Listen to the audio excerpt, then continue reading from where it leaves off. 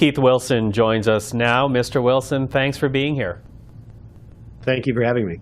Now, this inquiry, it is looking into the invocation of the Emergencies Act, whether or not it was justified or an overreach on behalf of the government. And you've already stated, insinuated that it was an overreach. Why have you come to that conclusion? Well, we're under law. We know that this is the successor to the War Measures Act. The legislation's only supposed to be invoked by cabinet when we're facing an extreme existential threat to the country, to the nation, to our, the enemy is within the border type of a situation. And what we know was happening when the Emergencies Act was invoked, when the cabinet decided to invoke it on the Sunday evening of the 13th of February, that weekend, the border blockades at Coutts and at Windsor had cleared. Those borders were all open. The only protest left in Canada at that time was the protest in downtown Ottawa. And over that weekend, myself as one of the lead counsel for the Freedom protesters had negotiated with them a deal with the Ottawa City Mayor to de-escalate the situation in Ottawa.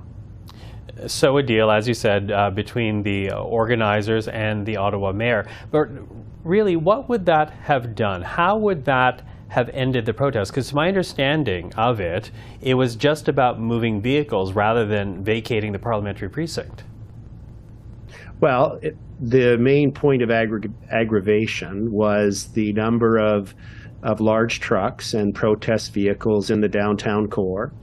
And, in the downtown area, of course, there's hotels and there's there's business towers, but there's also condo towers and there's apartments. And so the concern that some of the trucker leaders had was sort of overstaying the welcome, de-escalating tensions. And there you can see on the screen the trucks moving. So the arrangement that the mayor's vision was de-escalate the pressure on the downtown core, consolidate the trucks to the extent there was still space on Wellington, and then move the balance out of town to these remote locations that had been set at Armpar and another place. And then the truckers could shuttle in on buses, shuttle buses that were already in place, and attend protests during the day, but move the protest vehicles out of the downtown core to allow normalcy to come. And that was the vision that the mayor had. The trucker leadership agreed to it. And we were well on our way to implementing it on the Monday. Well, the mayor of Ottawa is Jim Watson currently. He says he will not comment on the deal because he will be appearing before this inquiry. But there is a spokesperson for the public safety minister. And according to the spokesperson, cabinet did monitor actions after that deal was struck. And apparently they saw the deal being denounced by key organizers, which in part is why they moved forward with the Emergencies Act. How do you respond to that? Well, it's going to be interesting to see what they have to say when they're under oath and cross-examined, because here's the facts. That there was strong buy-in from the truckers to make this move to de-escalate. The facts speak for themselves, which are on the Monday morning. After Sunday night, there was a logistics meeting at City Hall with one of the superintendents of police, the city manager, the head of emergency services, some of my legal team, and the trucker leadership. And they put a plan together that they implemented Monday morning. It resulted in 102 vehicles leaving the downtown, 42 of which were large trucks. 23 went up onto Wellington, as you can see on the screen, with police escort. And then the balance left town. We cleared 2 city blocks. We were on track to, the mayor agreed, and it's right in the letter that's publicly available and it was filed in evidence, that the mayor recognized that this was a large logistical exercise and it could take 3 days to clear the downtown, but for Wellington. And that's what we were on track to do.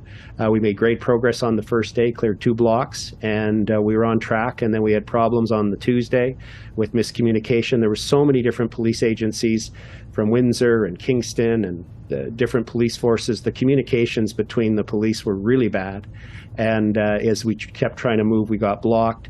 And then on the Wednesday, I got a phone call from the city manager because we got blocked again as we were trying to do further moves. And he said that the new interim chief as well as the federal government didn't want the deal to go ahead, and it was stopped at that time. So they ended up bringing in police on the Friday and beating up and arresting Canadian protesters, clearing downtown by Sunday. If we hadn't had those interventions, we were on track to have the downtown opened up by the Wednesday earlier. So the fact that there were one or two organizers on social media denouncing the deal is inconsequential?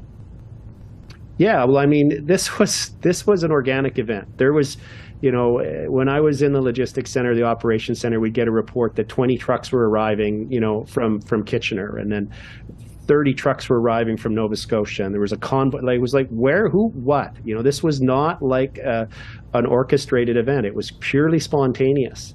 And so the idea that there was some central command that could make everybody comply was just not how it worked in the real world. And it was all moral suasion. The buy-in was terrific. It was proven by the fact that the first 2 blocks that we attempted to clear were completely cleared out of all protest vehicles. Now, it is true that the vehicles were consolidating onto Wellington, but that's where the grievance was. The grievance was with the federal government and the COVID mandates. And, interestingly, I just went for a walk. Wellington's closed right now. It's been closed ever since by the government. So with the barricades that they have up. So the reason that I and others believe this was an overreach, there wasn't a national security incident to begin with. The basic trigger to meet the law wasn't there. And what's troubling for me and others is that had there not been these interventions, we knew that the borders were open on the weekend. Well, all that was left was Ottawa. We had a deal working with the mayor and his vision to restore his downtown to the residents and businesses, and we were well on track to implementing that until it got stopped. Well, respectfully, Mr. Wilson, there may be residents out there, many of Ottawa Centretown, businesses as well, people that lost money, lost their shifts, felt trapped in their home, that might argue that there was a security threat, a security to their person, not having the freedoms that they should be having because of this protest. What do you say to those individuals who may be more sympathetic to the use of the Emergencies Act? Well, the crime data is empirical. Crime dropped, so that's going to come out. There's not even anybody suggesting that anymore. That narrative's gone. But does that mean to say that individual residents were not harassed or felt trapped in their home? Well, no, I'm not. I don't think they were harassed. That's not the prevailing thing, the evidence that I've seen and I observed my firsthand. But let's talk about something that's clear, which is they were inconvenienced. It wasn't a pleasant experience for some of the residents, for sure. In the same way that it wasn't a pleasant experience for Canadians to be facing mandates to but these individual residents did not enact rules and regulations. They were just living their lives. Fair enough, sir, but they chose to live in the capital city. And if you're going to suggest that the protesters should have gone to some remote rural community and protested there, when you live in the capital city and you enjoy the benefits of the incredible architecture and capital infrastructure that's here, we all know that protesters come here. This is not novel. You know well that the capital city of a country, of a nation, is where people go to protest when they feel their governments have crossed lines. That's what happened on a grand scale. But I think though, the difference being that when there have been protests in the past, it might be a march to the Hill, it might be a protest on the Hill, certainly not an occupation that lasts day after day and into weeks.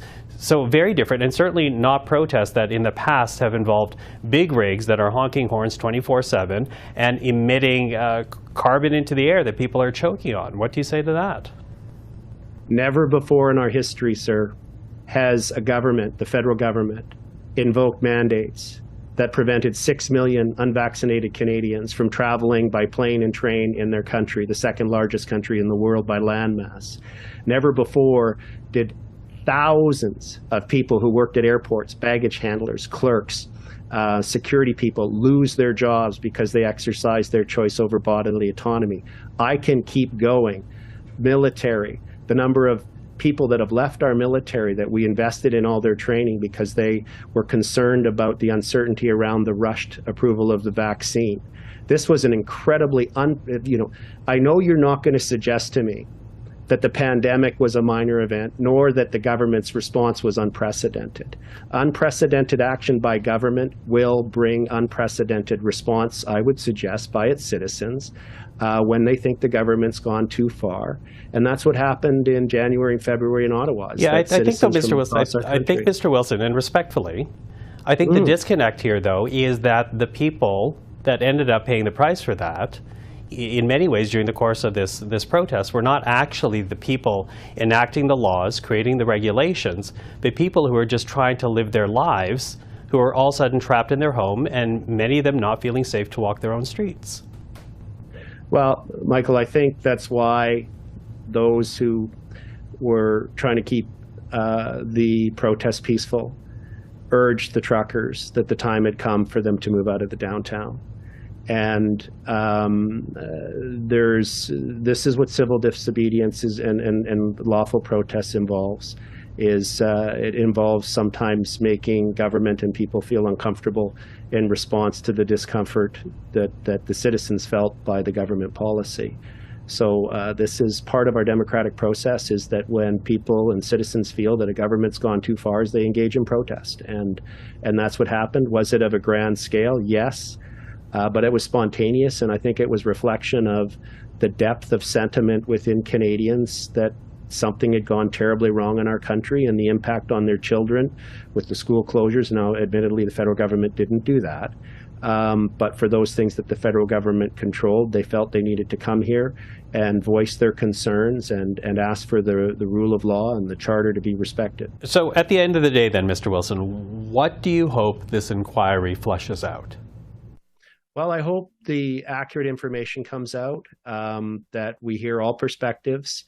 Really, the question for the inquiry is whether or not the freezing of bank accounts and the impact that had on people and isolating them, and how that could be done so arbitrarily, and preventing them from paying mortgages and getting gas and getting groceries and medicines for their kids. The level of violence that we saw from the police during the clearing out of protesters on the Friday, and to a lesser extent Saturday, was that really justified? Why didn't the Prime Minister meet with the protesters and try and be proactive like Mayor Watson was in de-escalating the situation? I think those are questions that hopefully will get answered. Keith Wilson, really appreciate the time today. Thank you for that. Thank you, sir.